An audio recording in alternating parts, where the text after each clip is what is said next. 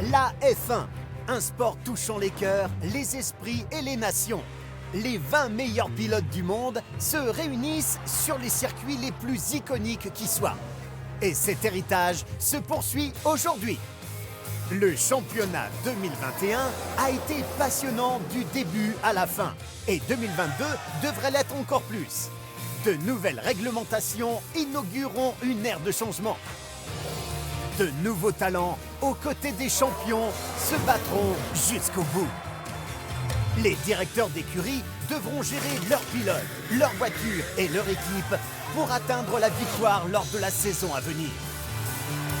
Ce n'est pas un défi pour personne sensible.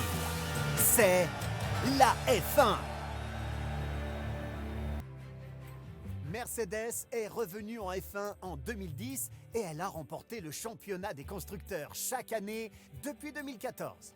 En 2021, elle a de nouveau remporté le championnat des constructeurs, mais a raté de peu le championnat des pilotes, terminant deuxième. Pour 2022, Mercedes cherchera à nouveau à dominer la compétition. Les flèches d'argent ne se satisferont de rien de moins que la voiture la plus rapide et le plus grand nombre de victoires pour cette saison et les suivantes. L'écurie Red Bull Racing a fait irruption dans le milieu de la F1 en 2005 et fait partie des 3 meilleures écuries du championnat depuis 2009. La saison dernière s'est brillamment terminée pour eux avec la victoire de Max Verstappen au championnat des pilotes. Red Bull brille par ses performances. En 2022, sous la bonne direction, Red Bull pourrait à nouveau se retrouver en tête du peloton. Ils espèrent certainement terminer la saison avec non pas un, mais 2 trophées de championnat à remporter chez eux à Milton Keynes. Ferrari est présente en F1 chaque année depuis les débuts du championnat du monde en 1950. Elle détient toujours le plus grand nombre de titres de champion, toutes écuries confondues. L'écurie a réalisé une saison solide en 2021, s'assurant une 3e place au championnat des constructeurs. Ferrari est là pour gagner. Avec une direction adaptée pour la saison 2022 et au-delà, on peut s'attendre à les voir se battre pour les places du podium. Si tout se passe bien, ils viseront la première place au fil des saisons. McLaren est une pierre angulaire de la F1, faisant partie du sport depuis 1966 et remportant de nombreux championnats de pilotes et de constructeurs au fil des ans. La saison dernière, elle a obtenu la 4e place au général, les pilotes Daniel Ricciardo et Lando Norris réalisant le seul doublé de la saison. Le duo de pilotes composé des talentueux Ricciardo et Norris est de retour chez McLaren cette saison et une chose est sûre, ils ne se reposeront qu'une fois qu'ils régneront à nouveau. Alpine était un nouvel arrivant en 2021, amenant à ses côtés les pilotes de F1 Fernando Alonso et Esteban Ocon sous les projecteurs. Alpine a terminé la saison 2021 5e au classement des constructeurs, avec sa première victoire en course remportée par Ocon en Hongrie.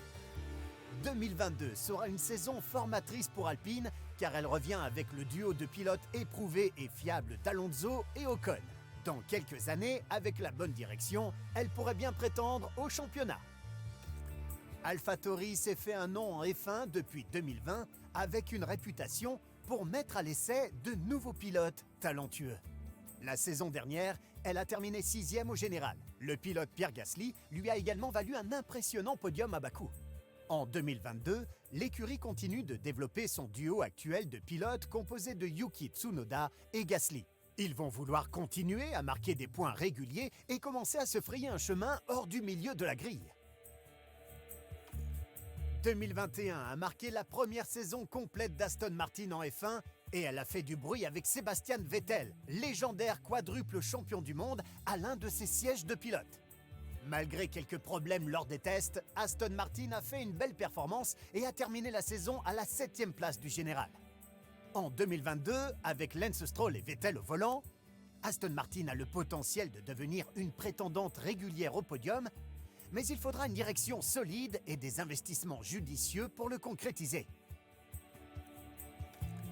Williams est un nom légendaire en F1 ayant remporté 9 championnats de constructeurs à son apogée.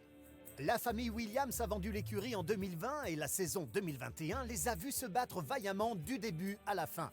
Ils ont terminé 8e au général grâce aux performances incroyables de George Russell pour sa dernière année en tant que pilote Williams.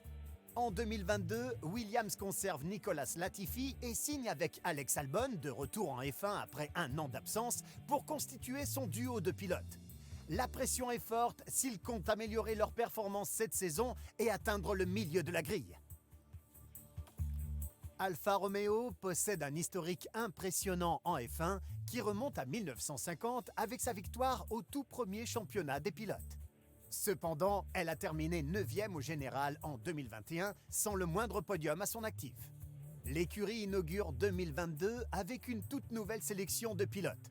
Ils sont rejoints par le tout premier pilote chinois de F1, Zhou, ainsi que par le vétéran Valtteri Bottas, dans leur effort pour redevenir des marqueurs de points réguliers. Haas a rejoint la F1 en 2016 et l'écurie a connu un bon début de carrière, culminant à la 5e place en 2018. Elle a terminé 10e la saison dernière, mais c'est pour se concentrer sur la conception de sa voiture et l'élaboration de stratégies pour 2022. Avec la saison 2022, Haas espère avoir une voiture de conception solide à son actif. Avec ses pilotes compétiteurs, une équipe ambitieuse et un leadership fort, l'écurie va tenter d'améliorer ses performances pour retrouver le milieu de la grille. Ok les gars, du coup, on va faire un choix. Clairement, on ne prendra pas les top teams et on ne prendra pas trop une voiture de, on va dire, bas de tableau.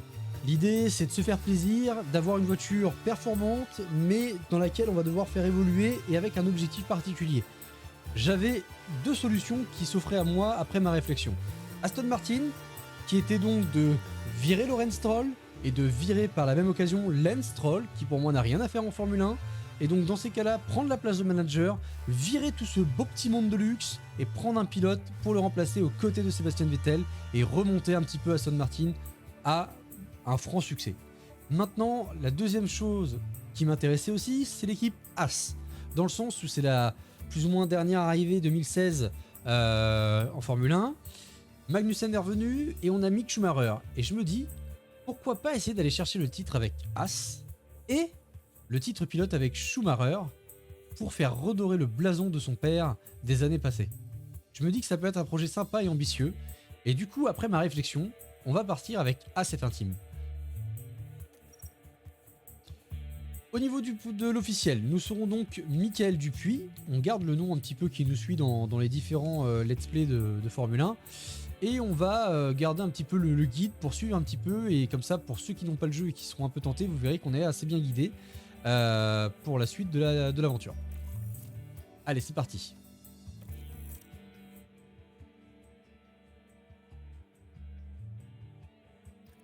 Bonjour, ravi de faire votre connaissance. Je m'appelle Audrey Mensa, l'une des ingénieures seniors de l'écurie. Bienvenue, nous sommes ravis de vous avoir à bord. Chez Haas, nous avons consacré beaucoup d'énergie à la préparation de la saison à venir.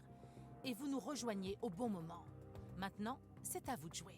En tant que nouvel officiel d'écurie, vous êtes responsable de nombreux aspects de l'écurie, de la gestion du développement de l'écurie à la supervision de nos finances, en passant par la prise de décision concernant les stratégies des jours de course, tout reposera entre vos mains.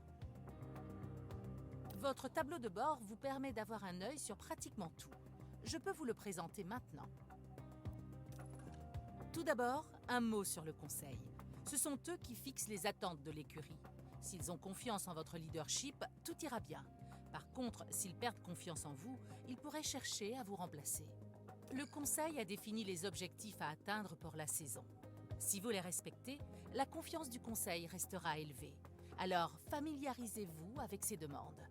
Et pensez à garder un œil sur l'objectif à long terme qui dépasse la saison en cours. Le premier week-end de course de 2022 est dans quelques jours.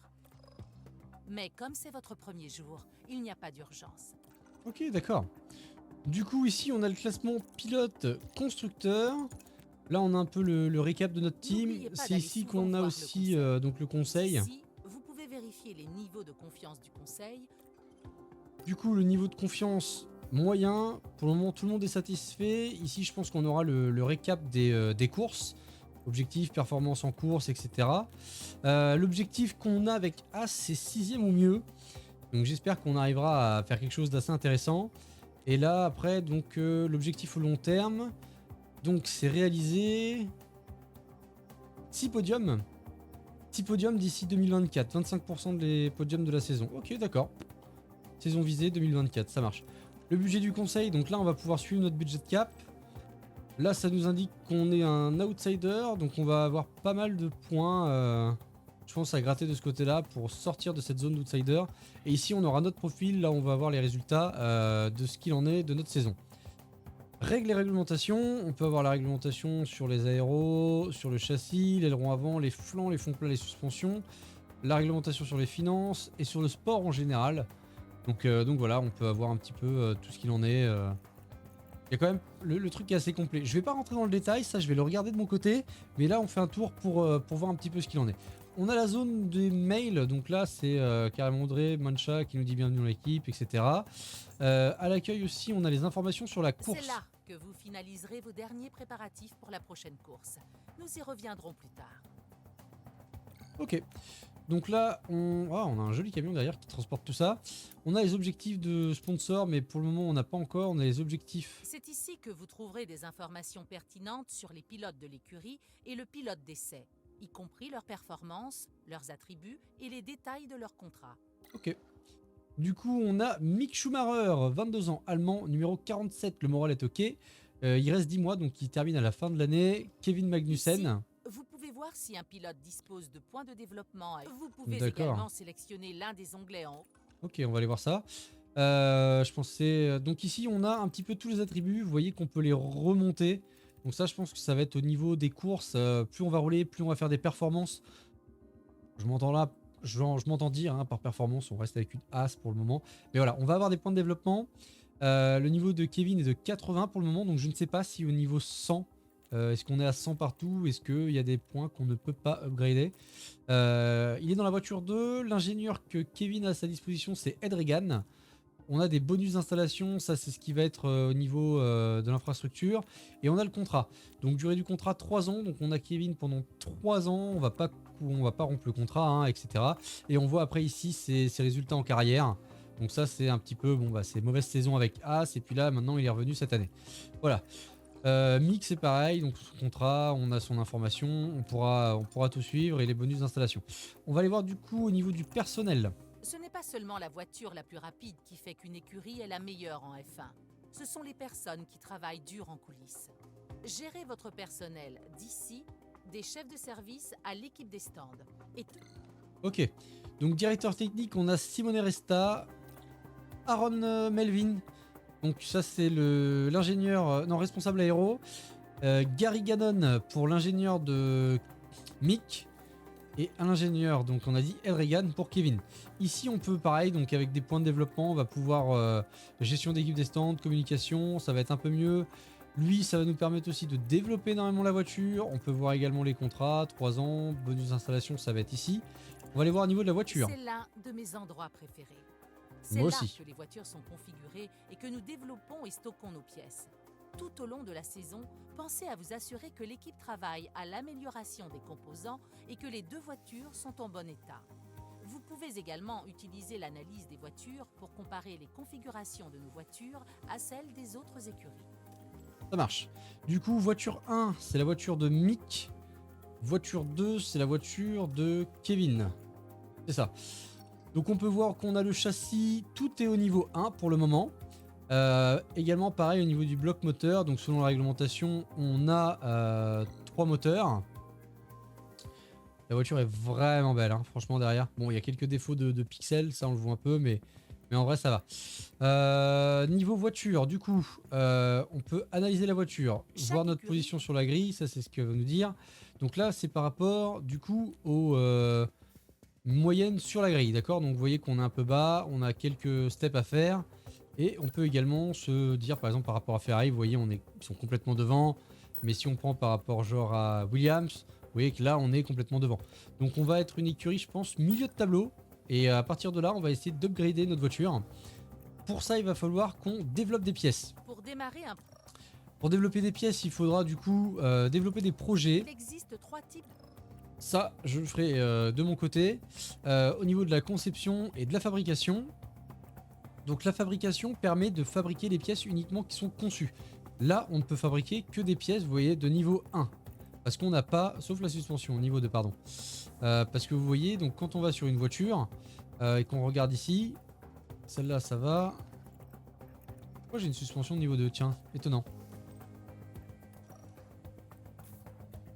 Bon, bah la suspension, apparemment, on a une suspension 2 qu'on pourrait développer, enfin construire du moins. Donc par exemple, si on va sur la suspension, vous voyez, on voit qu'on a ça. Et là, on voit qu'on a que du 1. Donc là, on a déjà développé une suspension de niveau 2, mais on n'en a qu'une. Du coup, on va en fabriquer une en mode normal. On pourrait l'accélérer pour gagner du temps, ou même l'avoir en instantané, mais ça nous coûte de plus en plus d'argent. Donc là, on a du temps avant le prochain Grand Prix, donc on va la commander. Ça va nous prendre 5 jours et ça va nous coûter un peu d'argent. La conception, ça va nous permettre de développer. On n'a pas besoin d'elle, merci. Regardez. Ah là là là là, bon Dieu! Donc là, pour le moment, on peut simplement développer un peu tout ce qu'on a, vous voyez. Donc la suspension, c'est au niveau 2. Donc, par exemple, si on prend le châssis, L'expertise de l'équipe. à partir de là, hop, merci, Si vous allez merci. Ah putain, elle blablate, hein. Donc vous voyez qu'on a un nombre d'heures. Donc ça, c'est en méga allocation ou unit hour. Et la soufflerie, c'est en heures. En nombre de... si c'est en heures restantes. Donc vous voyez que là, par exemple, à droite, on a le potentiel donc, qui va être augmenté, ce qui est en vert. Et à gauche, ici, on a le pourcentage de ce qui est augmenté. Plus on va y rajouter et y allouer du temps, par exemple, on va lui allouer 12 heures et 2 points, par exemple, de développement, vous voyez qu'on va passer à quelque chose d'un peu plus cohérent. Et ici, on va aller plus loin. On va la concevoir. Vous pouvez indiquer à Et à partir d'ici, on va pouvoir choisir si on choisit quelque chose d'équilibré, plutôt dans le, on va dire, refroidissement optimisé. Et ça va plus être de la fiabilité ou l'option pour la course. Vous voyez, moi je fais comme ça. Je prends l'option pour la course et derrière je réduis juste pour éviter d'être en perte. Voilà. Là je suis dans le vert partout. Ça me convient. On maximise un peu tout ça. On est ok. Pour moi la pièce sera bonne. Au moins on sait qu'on n'a pas trop perdu. Avant que l'équipe ne se lance dans ce projet. Et là elle va nous demander voilà, de lancer des ingénieurs. Donc pour faire ça, on va y allouer le maximum d'ingénieurs. Plus vous allez allouer d'ingénieurs, moins ça mettra de temps. Vous voyez en haut à droite, 22 jours. Alors que si on n'en laisse qu'un seul à travailler dessus, 33. Et à partir de là, c'est pareil, on peut l'accélérer ou le mettre en intense. Mais bon, intense, ça nous met le même nombre de jours, vous voyez. Donc ça que j'ai du mal à comprendre. Donc nous on va l'accélérer et ça va nous coûter 165 000 $. C'est parti, let's go. Beau travail. Voilà. Merci, on a conçu une pièce sans vous. L'entrepôt, ça va nous permettre de savoir exactement combien on a de pièces. D'accord? L'équipe d'ingénierie. Et par exemple, la suspension, vous voyez qu'on avait bien une suspension. Regardez la nouvelle. Voilà, merci. Sélectionnez la. Et donc là, on va le mettre par exemple sur... Non, la voiture, pardon. Bon de... travail. Ah là là, c'est pas possible. En fait, j'aurais pas dû mettre le truc. Hein. Et on va la mettre, pardon, sur la voiture de Kevin, puisque Kevin est un peu plus performant. Donc on va la mettre sur la voiture de Kevin. Vous voyez, donc là, il y a quelques légères différences. Bon, c'est pas grand-chose, hein, mais plus on va avancer, plus la différence sera énorme. Donc forcément, l'idée, c'est que là, on va commencer une nouvelle suspension. On mettra tout le monde à égalité au niveau de tout ça. Au niveau des châssis, on a 4 châssis pour la saison pour démarrer. 6 ailerons avant, 6 ailerons arrière, 4 flancs et 4 fonds plats. Et du coup, les suspensions, c'est tel que. On a 3 moteurs, 3 batteries et 4 boîtes de vitesse pour le début de la saison. Je pense qu'une fois qu'on aura tout usé, on pourra prendre des pénalités sur la grille. Et derrière, on verra tout ça. On a le calendrier. Le calendrier, ça va nous permettre de savoir un petit peu tout ce qui se passe. Et quand on commande des pièces, vous voyez là par exemple, conception finale du châssis. Donc on l'aura entre les deux courses. Donc entre la Grand Prix de Bahreïn et le Grand Prix de Jeddah. Et là, on aura aussi les objectifs de sponsors avant chaque course, etc. Vous allez voir, on a quelques trucs qui sont pas mal. Au niveau de la course, on a un détail au niveau du circuit. Donc là, vous avez tous les Grands Prix, vous avez tous les détails. Donc par exemple, si je prends le Grand Prix de Bahreïn, vous pouvez voir l'aperçu, vous pouvez voir le record du tour, vous pouvez voir le circuit en détail. Ça, c'est très intéressant pour les passionnés. Vous pouvez voir un petit peu les zones de vitesse, les attributs de la voiture. Et généralement, un petit peu, c'est ça qui va nous intéresser, les probabilités de safety car.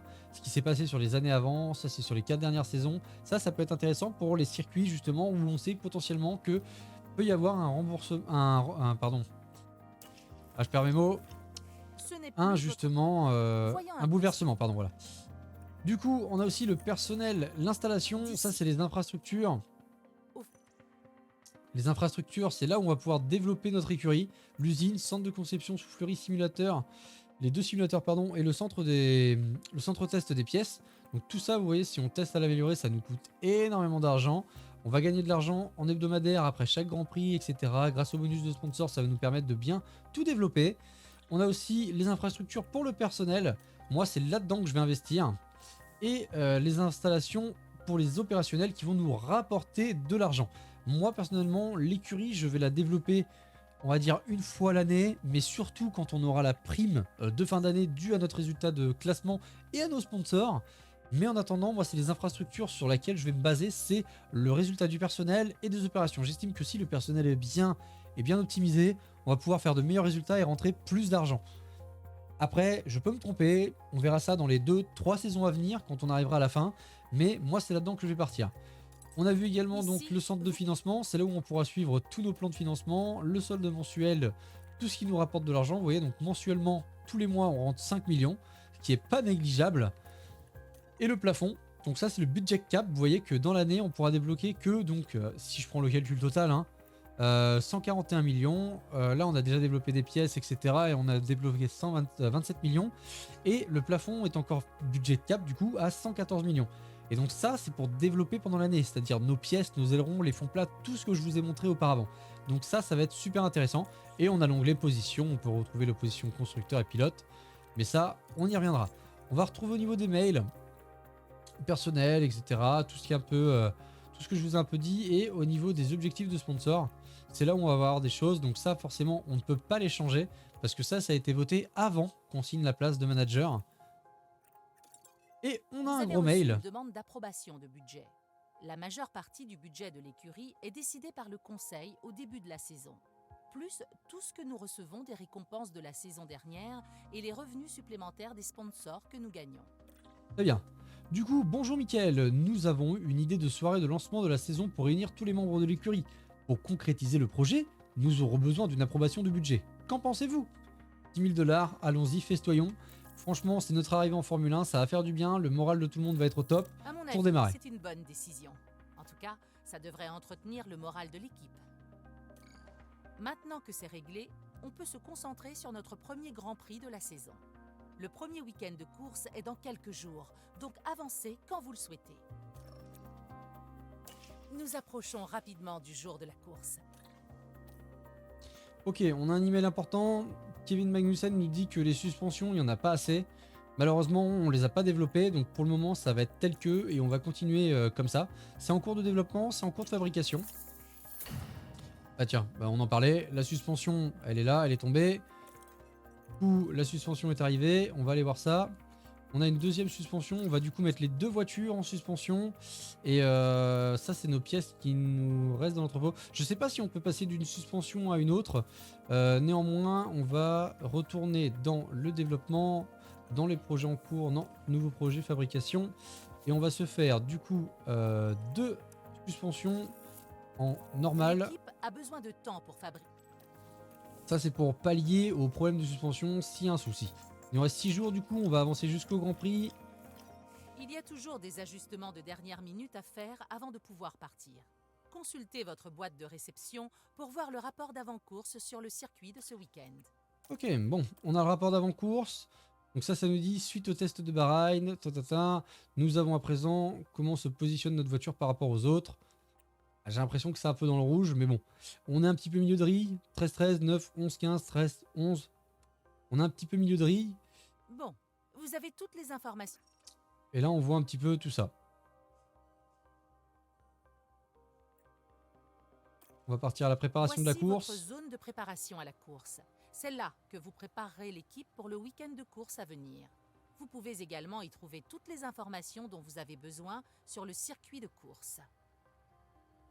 Ok, très bien. Avant chaque course, Du coup, les informations sur le circuit, ça, c'est ce que je vous ai montré. Donc ça, vous pouvez les avoir en amont.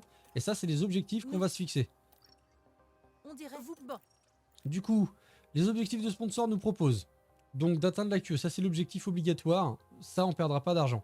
Mais par contre, on peut tenter de dire que, voilà, par exemple, atteignez une position de qualification minimum de 12e. Ça peut nous rapporter de l'argent, mais si on le fait pas, ça nous fera perdre 25 000. Ou atteindre une Q3. On va essayer d'aller en Q2. Vous êtes du genre. On va... voilà. Objectif, course. Tour, conserver le meilleur temps au tour pour cette séance. Ou position à l'arrivée. Donc nous, on va rajouter celle-là.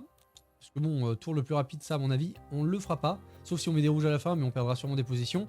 Mais on va essayer de terminer 12e ou mieux avec notre pilote. Et là, c'est l'objectif de série. Ça, c'est une série. Donc vous voyez, c'est terminer 14e sur 5 courses d'affilée. Quand on l'aura fait, hop, on aura 1,5 million qui tombe dans la poche. Et on a une série aussi de qualifications. 4 courses, 14e ou mieux. Donc ça, on va le tenter. Au pire, ça va nous coûter 196 000 $. Mais bon. Donc l'objectif, si on arrive à faire tout ça sur ce Grand Prix, donc forcément, bah, il y a des trucs qui vont pas tomber. Vous voyez qu'on risque de perdre 253 000. Mais si on le fait, on gagnera 2 300 000. Donc je pense que c'est assez intéressant. Vous avez fait tout le nécessaire. Voilà, donc ça c'est le nécessaire avant course. Du coup, sur ce premier épisode, on a choisi notre écurie, on a fait le tour un petit peu du check-up. L'épisode risque d'être un petit peu plus long que les autres. Les autres tourneront entre une demi-heure et 45 minutes. Celui-là va être un peu plus long parce qu'on va y intégrer le premier Grand Prix.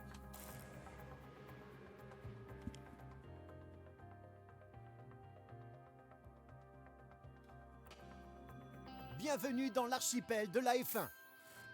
Bahreïn est certes petit, mais il montre sa grandeur en ce moment dans les tribunes. En tout cas, le moment est venu pour un autre week-end fantastique de Grand Prix. Bahreïn est un circuit difficile et les voitures doivent souvent rétrograder de la 5e à la 1re pour négocier les virages étroits. Avec la nécessité d'un freinage en descente, il va falloir gérer le risque de blocage. Tout est une question d'équilibre pour décrocher la victoire ici. Nous n'en sommes peut-être qu'au début de la saison, mais ça ne veut pas dire qu'on peut se relâcher. Tout reste à faire et rien n'est encore joué à ce stade. Allez! Heureuse de vous revoir. Ok. Du coup, on a les essais libres 1, 2, 3, les qualifs et la course. Sachez que pendant notre série, je vous filmerai uniquement le prologue du début par rapport à notre bureau, là où on en est, les petites évolutions, ce qui s'est passé. Et après, je ferai les essais libres de mon côté pour régler la voiture.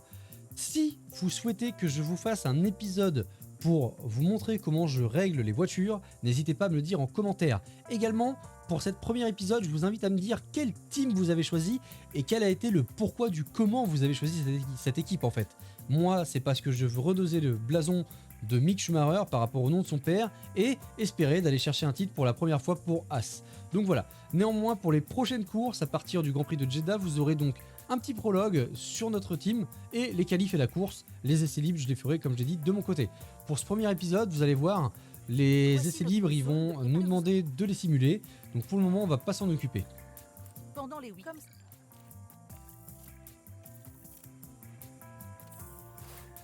Si vous ne savez pas régler les voitures, vous pouvez très bien simuler les essais libres. Ça vous simulera les essais libres 1, 2 et 3. Vous allez voir que les voitures sont à peu près réglées. Bonjour et merci de nous avoir rejoints pour notre week-end de course. Les essais libres sont terminés et les qualifications attendent. La tension grimpe davantage aujourd'hui et l'impatience devient palpable dans le paddock. Les essais libres sont maintenant terminés. Les pilotes vont... Voilà. Donc les essais libres, Magnussen a fini 9e, Mick 16e. Vous allez pouvoir voir donc... Vous aidez à maximiser les performances. Voilà. Donc les mecs ont le circuit à 100% et ils ont commencé à bien connaître les pièces de la voiture. Et suite à ça, ça nous permet d'avoir ce qu'on appelle un feedback. Derrière la configuration, vous voyez 64 et 67, ça c'est la confiance qu'ils ont en la voiture par rapport à ce qu'ils ont fait. Ça c'est ce que vous allez faire en réglant votre voiture. C'est parti pour les qualités. Vous allez voir du coup que ça en gros c'est ici. Votre réglage de voiture, vous voyez c'est cette zone là, dans cette zone ici. Ça c'est selon en fait les potentiels, vous voyez par exemple là on voit qu'on n'est pas du tout bien au niveau de la traction. On devrait se situer dans cette zone là. Attention, quand vous réglez votre voiture, la zone doit se trouver dans la zone bleue. Mais ça peut être n'importe où, ça peut être ici, ça peut être là, comme en plein milieu. Ça sera à force de rouler et de faire des réglages suite à vos tours. Mais ça, on y reviendra. Si vous me demandez dans les commentaires et si je vois que vous êtes nombreux à me solliciter pour savoir comment je règle, vous verrez que sur les prochains Grands Prix, on arrivera à faire des réglages plutôt optimisés, ce qui nous permettra d'être plus performants au niveau du Grand Prix. Voilà. Du coup, c'est parti. On est parti pour les qualifs. Les qualifs, cette fois-ci, hein, on va les faire. Et vous allez voir que les qualifs, c'est pas que je me prends pas trop la tête, c'est que je pense que il faut que vous envoyiez vos pilotes au bon moment, d'accord? Donc là, vous voyez, c'est le Grand Prix. Hop, on va demander d'envoyer ça.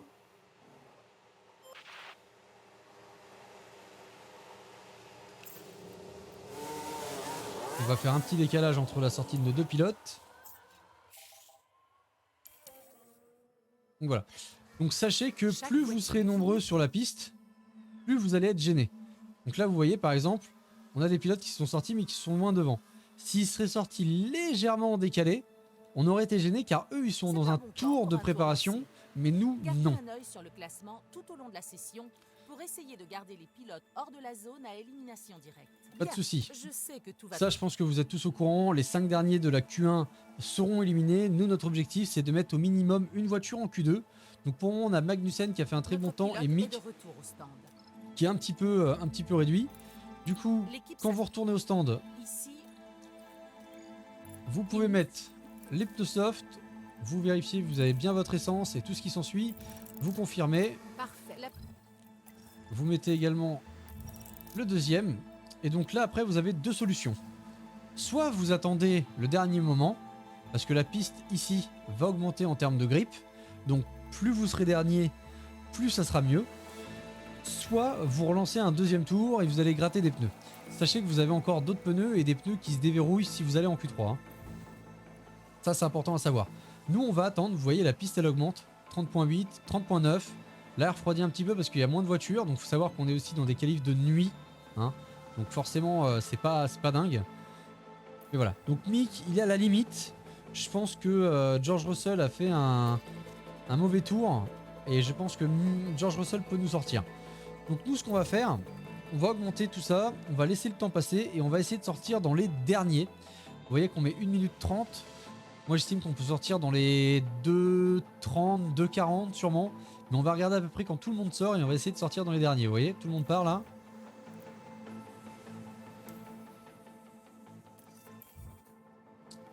Donc là, on va attendre un petit peu.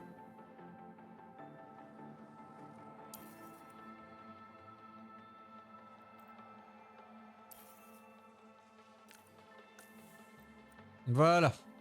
Avec Magnussen en dernier, on devrait pas être trop mal. On devrait largement passer au niveau du temps. Donc vous avez la possibilité quand vous êtes ici de prendre le contrôle d'une personne. Moi pour le moment j'en trouve pas l'utilité, sachant que dans l'idée c'est de chauffer les pneus, mais les pneus vous voyez moi je trouve que la température elle est exorbitante. Quand on est en course on est dans les 130, 140, 150 degrés. Là vous voyez on est dans un tour de préparation. On est, si je prends le contrôle vous allez voir, on est sur de la conservation. On est sur de la conservation vous voyez, dans les deux cas de figure. Mais dans l'idée, enfin, on est quand même hyper chaud quoi. Ça c'est un truc que j'ai du mal à concevoir. Du coup, on va lancer tout ça. Et là, on va passer du coup en attaque, en poussée et en déploiement.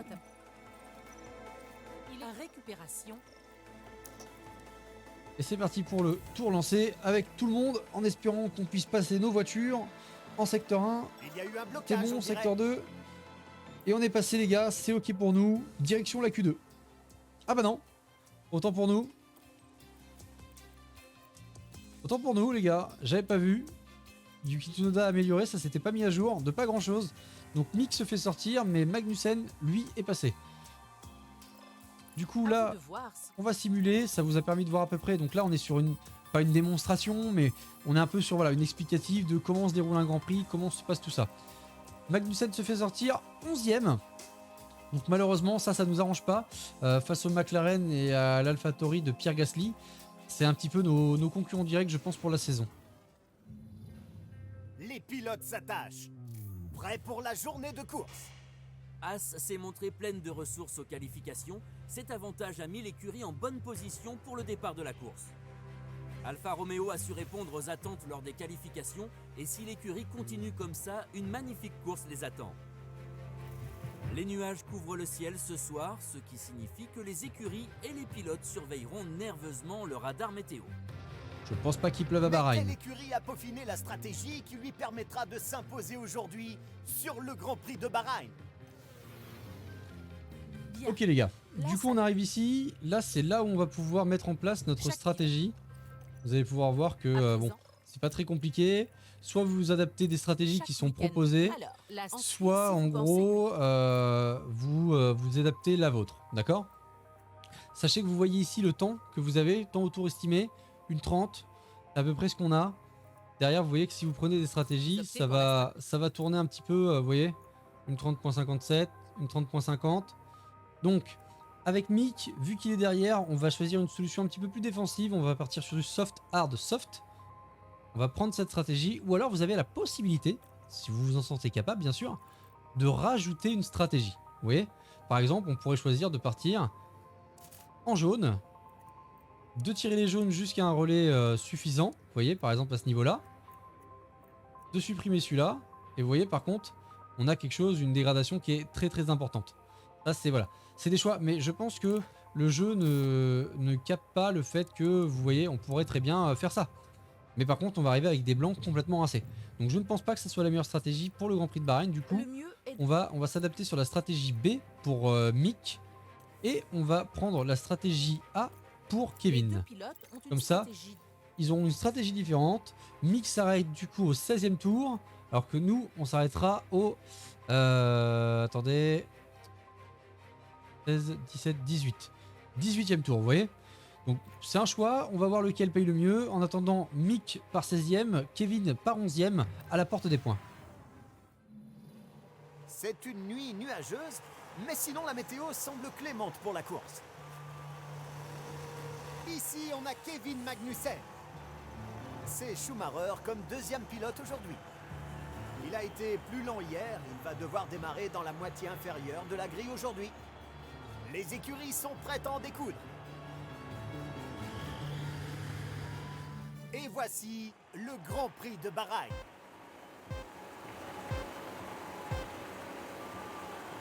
Les feux s'éteignent. Et c'est parti, let's go. Bon départ de Kevin Magnussen. On va se mettre en mode un petit peu pushing dès le début. Kev, if you've got some margin, try to increase the pace a little bit.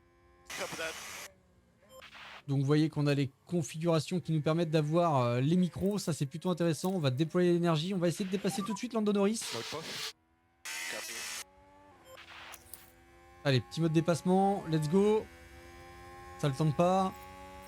Alors sachez que voilà, hein, moi c'est comme ça que je le joue. Choisissez bien les bonnes On zones. dirait qu'Aston Martin où, vient de remonter d'une place. Ah, on s'est fait doubler apparemment par Vettel, exactement ici. Donc là, vous pouvez voir ici exactement tous les deltas donc qui correspondent. Vous pouvez voir la distance avec les leaders. Vous pouvez voir l'usure des pneus de tout le monde. Vous pouvez voir le nombre d'arrêts au stand. Vous pouvez voir les secteurs qui améliorent, qui fait quoi, et les derniers tours effectués. Donc ça, c'est un peu les informations que vous avez.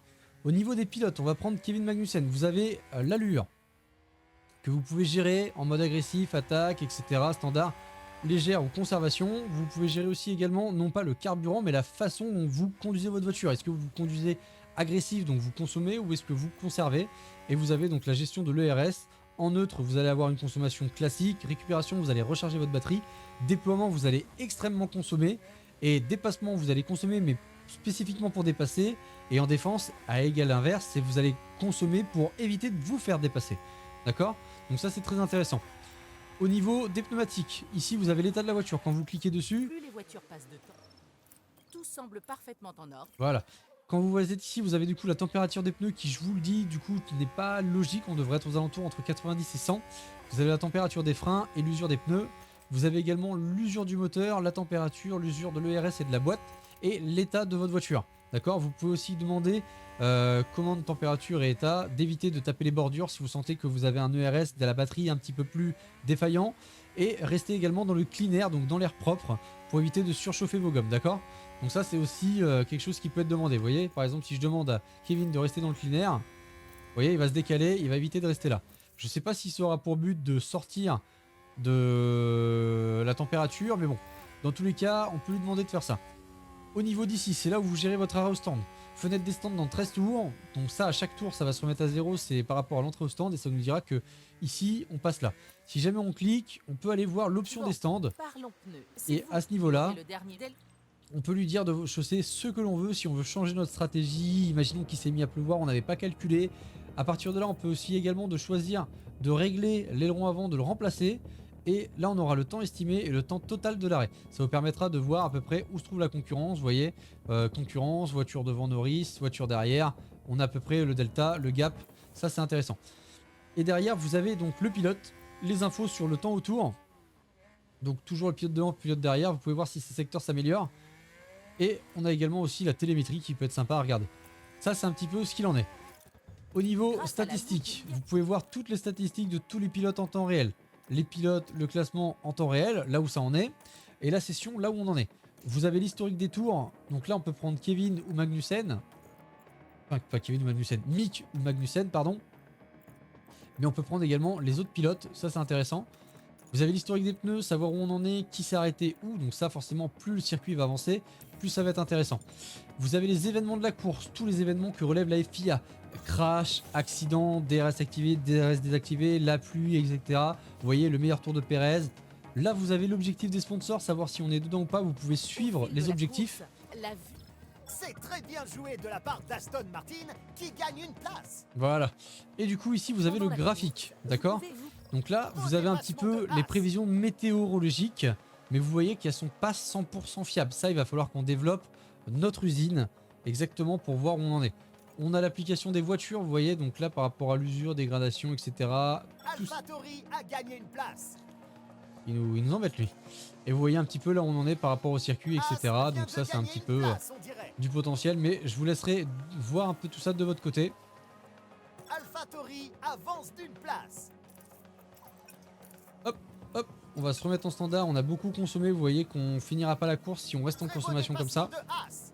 Pour le moment, Magnussen est là, Mick a du mal. Mick a du mal à dépasser, on va le faire un Ah, petit il peu y a un attaquer. blocage quelque part. Bon, notre pilote vient d'entrer dans la fenêtre des stands. Cela signifie Fenêtre derrière au stand pour Mick. Il a dépassé Vettel. On va attendre le prochain tour pour Mick. Maintenant qu'il est passé, on va pouvoir l'arrêter. Et on va continuer à... Ah, je pense que même on peut même partir sur les jaunes. Hein. Ça va pas créer de conflit, les gars. On va même partir, vous voyez, on va changer de stratégie pour Mick. On va lui mettre des jaunes. Et Magnussen, on va l'arrêter au prochain tour. On va lui mettre les jaunes qui étaient prévus. Let's go. Il y a eu un blocage, on dirait. Comme ça, on couvre la stratégie. Magnussen reste à ce niveau-là. Mais derrière, il y a encore des gens qui se sont pas arrêtés, vous voyez. Là, on va repasser devant Tsunoda. Tout est bon.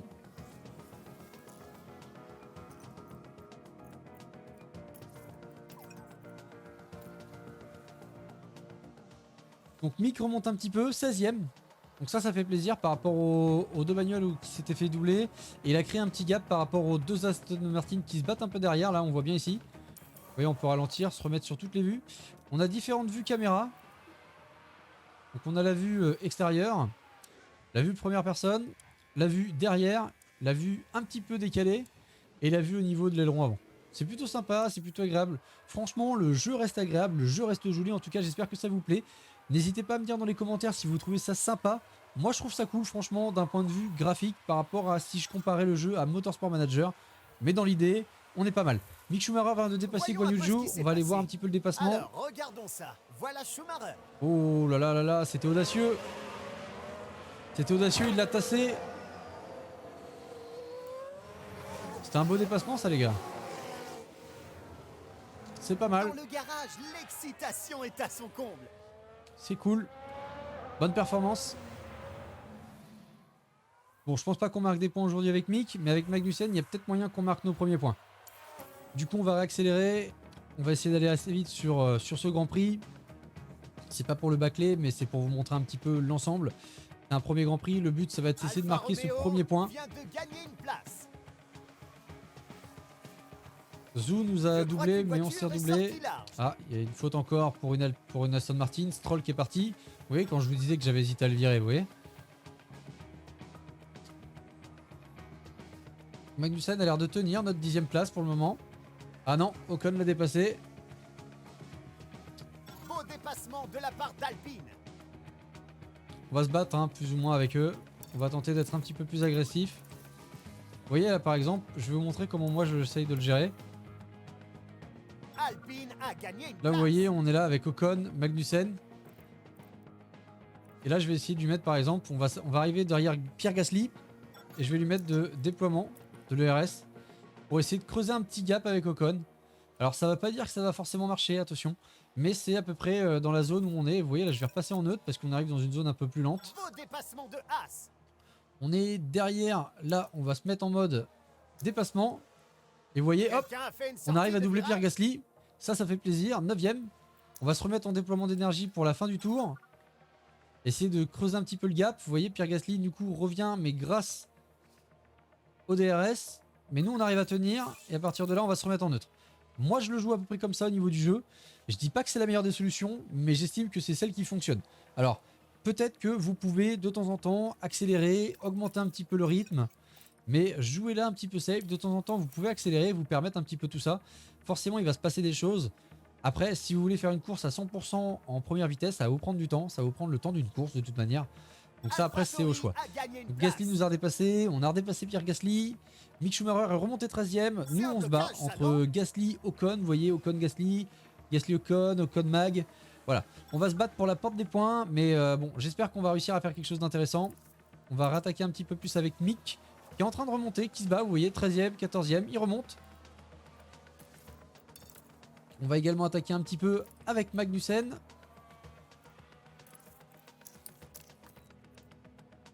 Très beau dépassement de Haas. Alfa Romeo gagne une place. Ah, on s'est refait doubler hein. C'est un peu la guéguerre hein, quand même hein.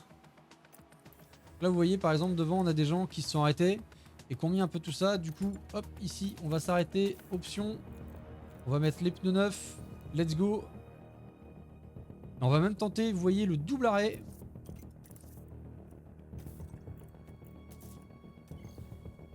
On va tenter le double arrêt. Magnussen avant. Mick juste après. Let's go. Je vous conseille également de mettre pause quand vous sortez des stands, le temps que ça vous réaffiche les petites fenêtres, pardon.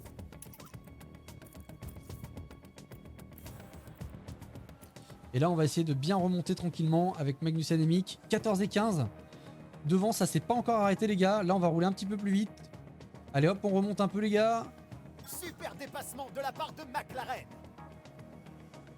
Mais bon, on n'a pas réussi à Il remonter. y avoir un blocage. Il y a Russell qui est encore devant, mais Russell il est loin par rapport à nous, donc son arrêt nous impactera donc même pas. Vous voyez, il est bien sorti, bien devant. 11e et 13e, 11e et 12e, pardon, ça arrive à tenir.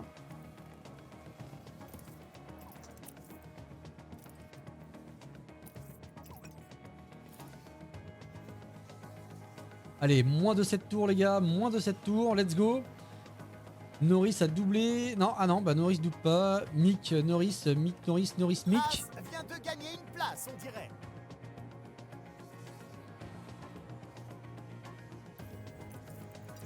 On va repasser les pneus en standard parce que là sinon on va se faire lourder en fin de Grand Prix.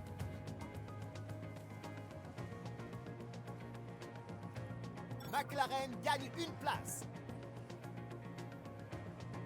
Bon, on va se battre je pense pour la 11-12, mais de toute manière si vous regardez, par exemple Magnussen est là et ils sont beaucoup trop loin. Hein. Ocon 10ème là est beaucoup trop loin, hein. Je pense pas qu'on va reprendre le delta. Mais vous voyez qu'on est à 5 secondes. On n'arrive pas à remonter 5 secondes 4, même 5 secondes 5. Ocon s'en va. Donc on n'arrivera pas à rentrer dans les points pour le premier Grand Prix, mais c'est pas trop grave. L'important c'est d'avoir pris en main le jeu, d'avoir pris en main un petit peu toute la superficie du jeu. Dernier tour et victoire de Charles Leclerc. Nous on va terminer 11 et 12e. Franchement, oh là, oh là, oh là, oh là, oh là, oh là. Attendez, qu'est-ce qui s'est passé là? On a eu un abandon de Kevin Magnussen. Kevin Magnussen a abandonné. Heureusement qu'il y avait des tours ici. Bah écoutez les gars. Kevin Magnussen a abandonné. Je n'ai pas vu pourquoi. Sortie de route apparemment. Donc je pense qu'il a dû se cracher. Mick du coup était parti 16ème, il finit 12ème, plus 4 positions, c'est correct, c'est sympa. On est vraiment au niveau du midfield, mais on voit qu'on va se battre sûrement avec les McLaren et les Alpine et les AlphaTauri, donc on va voir comment ça en est. Du coup au classement pilote, première victoire de Charles Leclerc, succédé de son compatriote Carlos Sainz et Perez qui ferme la marche du podium. Nous on a Mick qui est 12ème et du coup Kevin qui est 15ème. Au niveau du constructeur, Ferrari prend un doublé, premier doublé de la saison, Red Bull derrière Mercedes, donc ça je pense que ça va pas changer de l'année. Et vous voyez que si on met quelques points, voilà, on va se battre entre Alfa Romeo, Alpine et AlphaTauri. McLaren risque d'être aussi avec nous, donc je pense qu'on va être un petit package. Voilà. En tout cas, j'espère que ce premier Grand Prix de Bahreïn vous a plu. N'hésitez pas à me dire également dans les commentaires à quelle place vous avez terminé avec vos deux pilotes, ça m'intéresse. N'hésitez pas également à voir dans la description tous nos réseaux, Instagram, Twitter et Discord. Participez sur le Discord, il y a un giveaway en ce moment pour les 500 premiers abonnés de la chaîne YouTube. Vous avez 3 cartes cadeaux à gagner d'une valeur de 20 € Steam ou Instant Gaming selon votre choix. Et donc tout ça, les modalités sont sur le Discord. Sur ce, j'espère que ça vous a plu. N'oubliez pas de vous abonner, de mettre un petit pouce bleu et de le partager si l'envie vous en prend. Portez-vous bien et on se dit à la prochaine. Bye!